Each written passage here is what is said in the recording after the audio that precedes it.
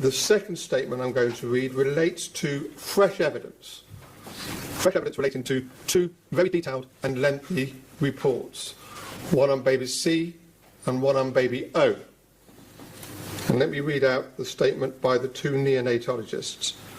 We have been instructed by solicitors representing Lucy Letby, and so far we have examined two cases, baby O and baby C, in great detail and presented joint reports.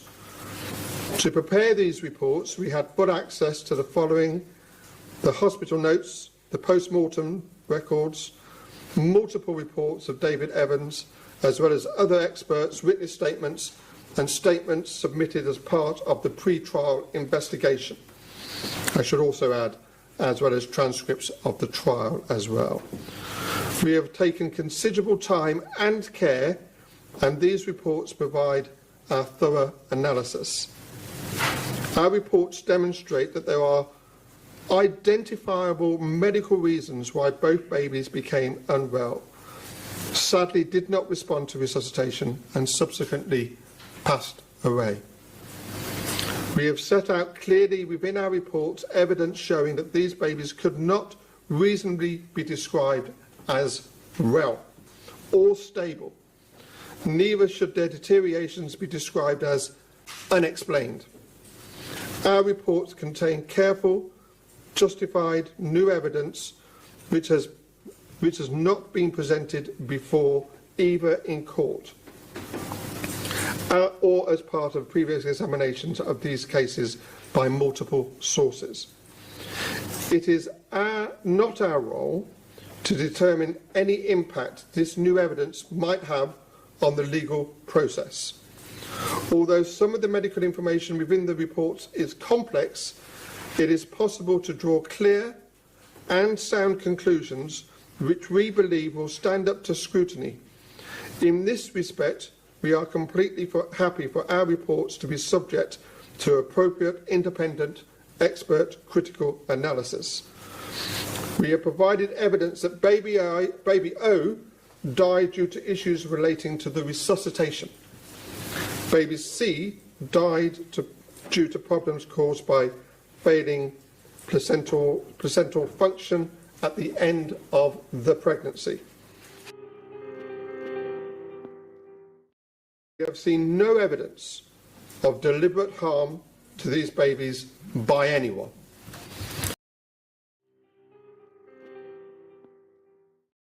As the medical evidence, baby O was doing reasonably well. There had been some concerns with abdominal distension, which was possibly related to excess gas going into the gastrointestinal tract.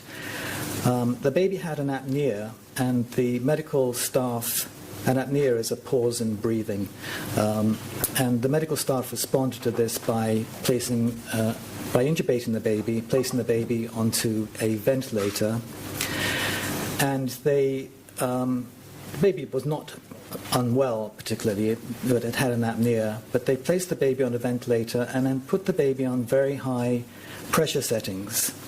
So in neonatology, when we ventilate babies, we ventilate by pressure rather than by lung volume, and this baby was placed on very high pressure settings, inappropriate for the fact that the baby actually had no lung disease at all. So the baby was being ventilated on very high pressure settings. Again, the nurses were concerned that the medical staff had actually left the unit. They then came back.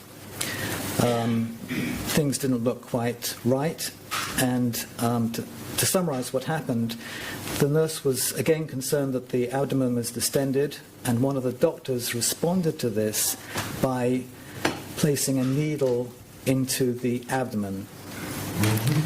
So they directly aspirated the abdomen, and they chose to use a point which in medical parlance is called McBurney's point. This is a description of the point that is used for performing an appendectomy.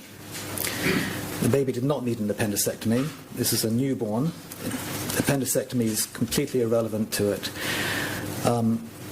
If an aspirate was going to be attempted, it should have been done on the left side, but in fact the doctor used McBurney's point, which is on the right side. As I have already said, the baby was on very high pressure settings, and this is confirmed by an X-ray of both the abdomen and the chest.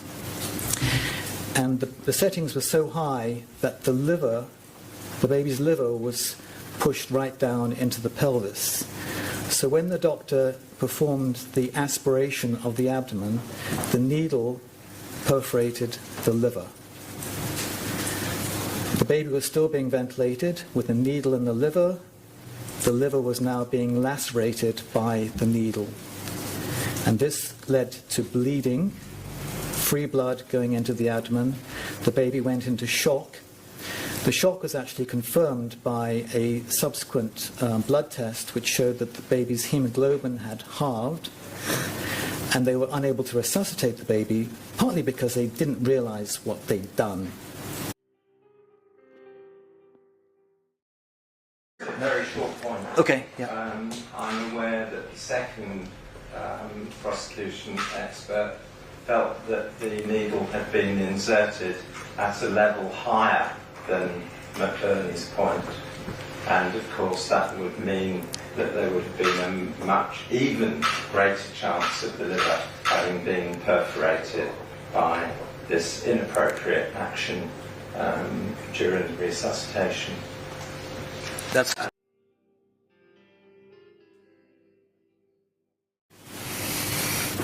Could I just ask Richard Taylor, you look visibly shaken and upset by what you've learned in relation to Baby O. Has this been something that's really shocked you? yes, yeah. What more can I say? I was very disturbed to read that report. Yeah.